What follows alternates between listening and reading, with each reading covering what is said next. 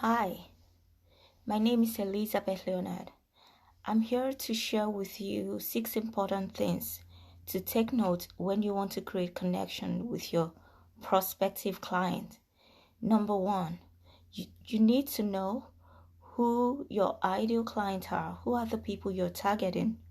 Two, what are these people looking for? Three, where are they looking for you? Four, when do they look for you? When do they look for your service? When do they search for your product? Five, why should they choose you? And six, how do you want them to engage with you? This will help you to create a connection. You create a line of communication with them.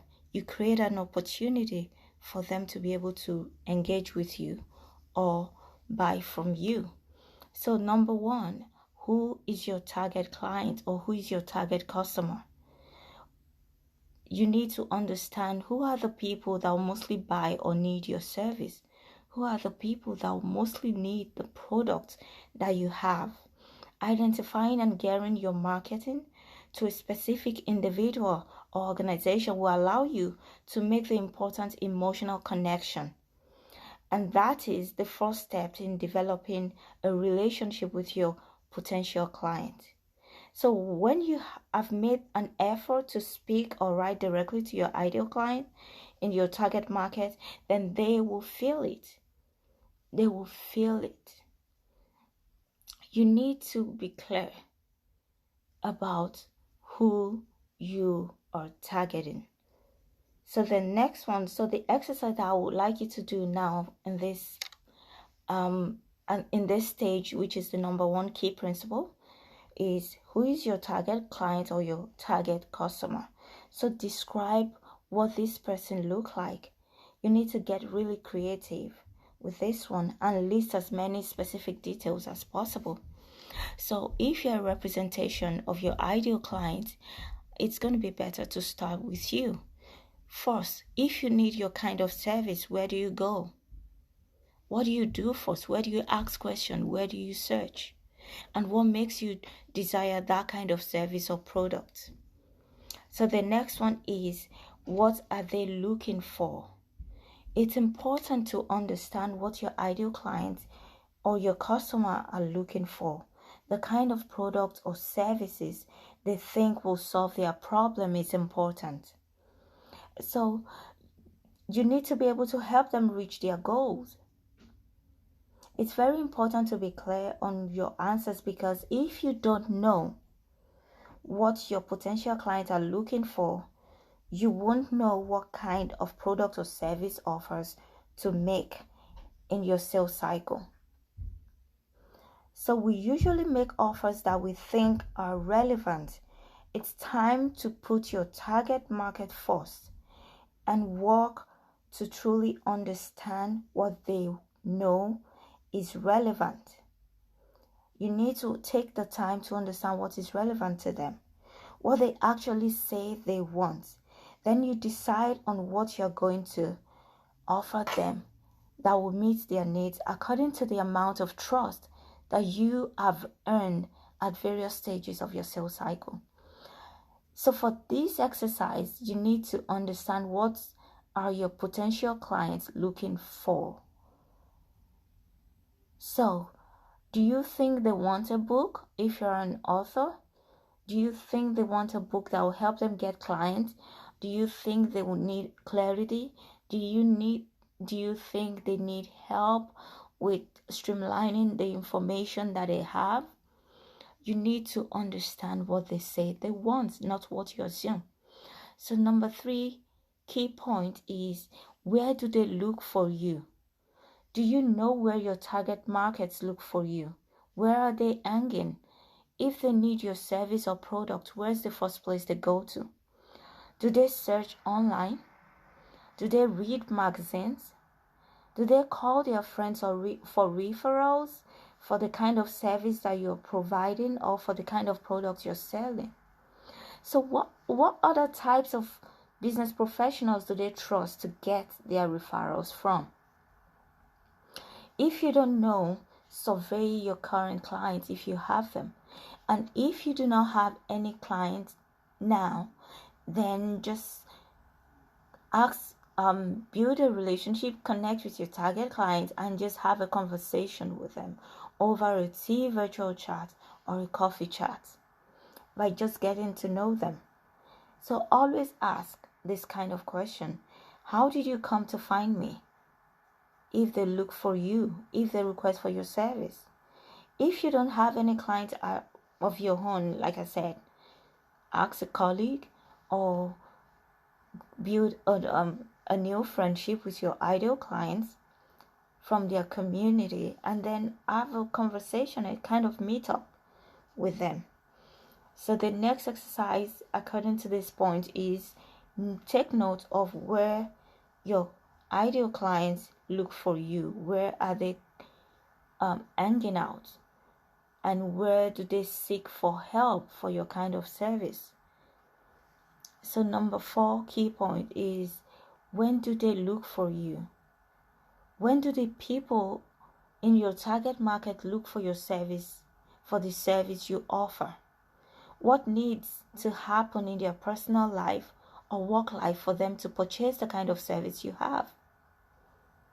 What needs to happen in their personal life for them to purchase the kind of products you have? So how high do the stakes need to be before they decide to purchase your service, the service or product you're offering? They may be interested in what you do, and your offering may resonate with them, but they might not need you at the moment they find you. So this is why you need to map out your sales cycle, which I'm going to get there in another day. So for this exercise now, for this point, you need to describe the situation that are likely to drive potential clients to seek your service or your products or your programs. When do they look for you? An example is, maybe they've lost their job and they're starting their own business. They're so disorganized that they are losing business. They're experiencing extreme discord in their relationship, and they've just had a baby and can't seem to lose their baby weight. So if you're a fitness coach, or an health coach, so this might also be an example of your target audience and what needs to happen in their life before they buy for your product. So the number 5 point that I'm going to share now is, why should they choose you? Why you? And this is a big question. Why are they going to choose you? Are you a credible authority in your field? What makes you the best choice for them? What is unique about you or the solutions you offer? So it's crucial that you set your modesty aside and express yourself clearly and with confidence. No wishy-washy answers to this question. So you need to think back to the last time you went in search of an expert help. So when you first spoke to the service provider to inquire about their services or the service provider's expertise and whether he or she could help you, the last thing you wanted to hear was, well, I kind of know what I'm doing. I might be able to help you and I'll give it a shot. That's not what you want to hear. So, but while it might feel uncomfortable at first, you've got to get comfortable saying the best thing for you is me. You need to get comfortable saying that. So saying you are the best may be a bit too bold for you, but at least you've got to be able to say you've come to the right person. And yes, absolutely, I can help you.